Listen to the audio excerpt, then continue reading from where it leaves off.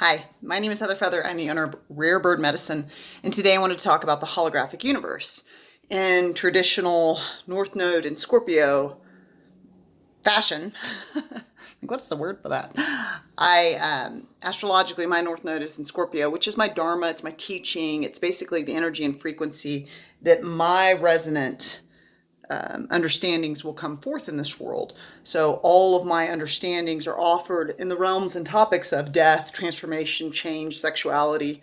And so part of Scorpionic understanding is the capacity to research and gather data in their little secret inner temple.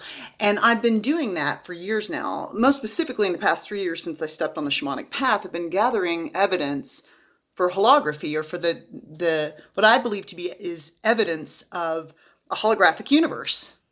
And guess what? I've come up with 7 points that I think elucidate pretty clearly that the very large viability that this is a holographic universe. And this flies in the face of the mechanistic Newtonian thinking and conditioning and brain programming that we all have. So I'm not here to create cognitive dissonance, which is where you have a belief matrix and then you can't grab a new thought because your current belief matrix, it doesn't coincide with that. And so we usually are not willing to let go of a belief, which is thoughts and feelings we've had over and over and over and over again, and we then believe them to be true. We usually can't grab a new idea if it causes cognitive dissonance. But I do want to plant some seeds in the garden of your mind if you aren't currently a holographic theorist, neutral hologram program. I always call myself like neutral hologram theorist, but that's the program I'm on. So here are some of the points. The current theory that we hold about our cosmology is called cosmic inflation. So that's essentially the languaging that we would use on that typically in schooling would be Big Bang theory. You know, there was singularity. Stephen Hawking once talked about how he believed that cosmic inflation, or the Big Bang theory exploding out, causing other Big Bangs, the universe continuing to explode out, explode and go forth. Due to that energetic dynamic of the singularity exploding forth, he was saying that it might eventually collapse back into a singularity, which is an interesting thought. However, an equal amount of substantial evidence has been found to support holography. And holography is just the study or production of holograms. Holograms are where all information that comprises 3D plus time is stored on a 2D surface. So there's an equal amount of information out there. And there is a website, phys.org, that did an article that reveals substantial evidence on the holographic universe. So you can search for that. That's one. 2, the entirety of our cosmology, the Big Bang up until now and the future of how that's going to go, is comprised of 99.999% emptiness. You know, I just read an article from Forbes magazine from this physicist that was like, technically there's probability waves, and so there's a fog of functionality that's present. And it's like, okay, let's not get into semantics. It's emptiness. Like an atom is emptiness. A subatomic particle is emptiness. So to each their own. Not everybody's going to follow that. If we want to argue that, like, is something there? I mean, yes, a particle is the thing we're talking about. And the particle having the capacity to have multilocality in a probability wave, does that create the concept of substance? But what actually matters is a very nominal amount. It said that you could take the entire human race, and if you wanted the amount of the entire, it's now 7.9 billion, I just read, instead of 7.8. Boy, we are just popping out babies. But if you if you were to condense the entire human race, all 7.9 billion people, into what matters, it would fit into a sugar cube. So that's how much emptiness is there. So I digress. The second point that I make is that the entirety of our cosmology is made out of 99.999% emptiness. And we do have visual reference. Like, you see me talking to you. You see yourself when you look in a mirror. Do you know what else exactly fits that description? A hologram. A hologram is also a visual representation that is present, that is comprised of emptiness. If I had a hologram in my hand of Luke Skywalker, I could slap it around, isn't going to hurt him, but you're still going to visually see him there. I would not slap Luke Skywalker around, by the way. So Stephen Hawking, if you ever get the chance to read any of his material, or just read his work, he's a hilarious human. He's so funny. I really think he could have had a side job as a comedian. He cracks me up all the time. But he proposed that the information that enters a black hole, so there's always been a lot of interest in black holes and what happens there.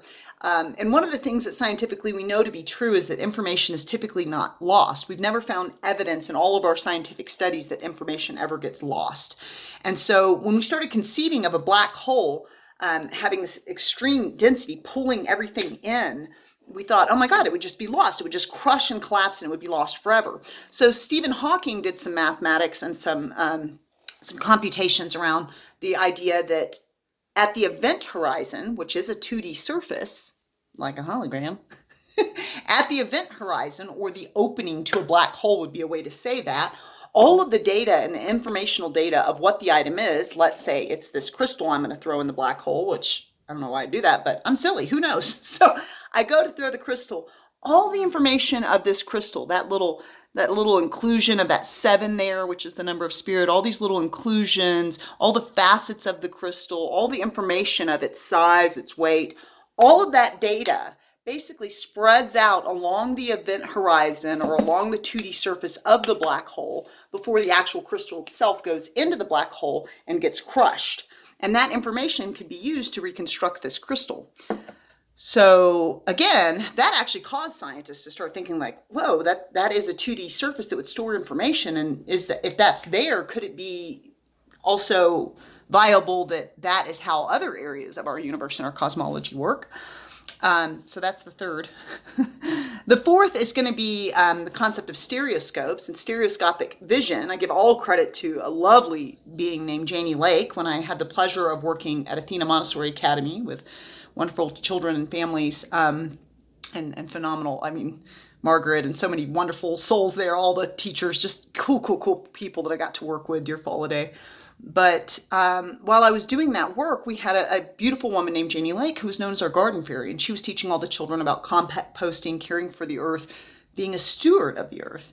And one day, she quite divine appointmently came up to me and said, have you ever heard of stereoscopes? And I was like, no, but I'm fascinated. Do go on. If you know viewfinders, which I loved as a kid, I loved having like dinosaurs be like, "Rawr," in my eyes, or like, the solar system. Or so I love viewfinders when I was a kid, but the stereoscope is the original version of a viewfinder. It was a contraption you put around your head that had a singular 2D image for the left eye, a singular 2D image for the right eye. The images were slightly askew in the way that they were photographed, but when you put them a certain distance from your head, because you have stereoscopic vision, those 2D images became 3D. And so the image is not 3D. There's no 3D-ness occurring, but because you have stereoscopic vision and because you're using a stereoscope to put these 2D images a certain distance from your face, your eyes make a 3D image. What? What? Is that what they're doing all the time? What? So there's fourth. That's the fourth piece of evidence. The fifth that I found is that some scientists theorize that holography will be involved in reconciling Einstein's mathematics and theories of gravity with quantum mechanics, mathematics and theories. All of Einstein's math adds up. All of quantum mechanics math adds up. But there is a bridge that's missing between the two. They don't necessarily coincide or fit together. So this fifth point that I'm making is that there's some theories around quantum gravity and holography being the bridge that will ultimately bridge those two systems together. Interesting. So that's the fifth point I want to notate there. The sixth is that particles pop in and out of existence. So particles, let's use this little globe as an example. A particle, factually, actually, without an observer present, it has what I call multilocality. This particle turns into a wave of probability of locality. So in order for it to be a wave of probability of locality, it means the singular individual particle that is right here, right now, when not being observed, is all over the place.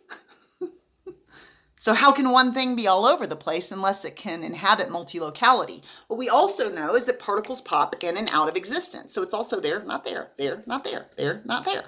So because particles pop in and out of existence, and we don't know where they go when they go away, I assume they go into multiverses.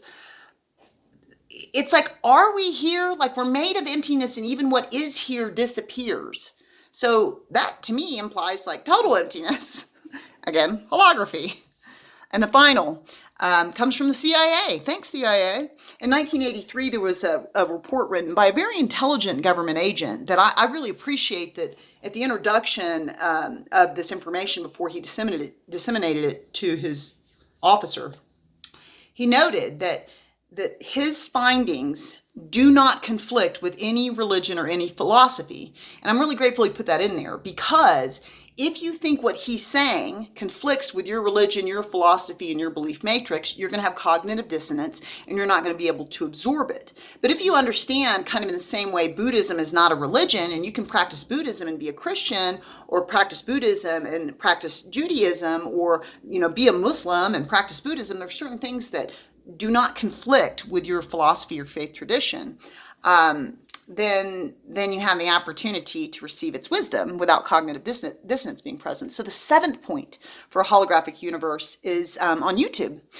You can YouTube these words exactly: the CIA on time travel and the holographic reality. Fun. It's actually a 2-hour podcast with some imagery.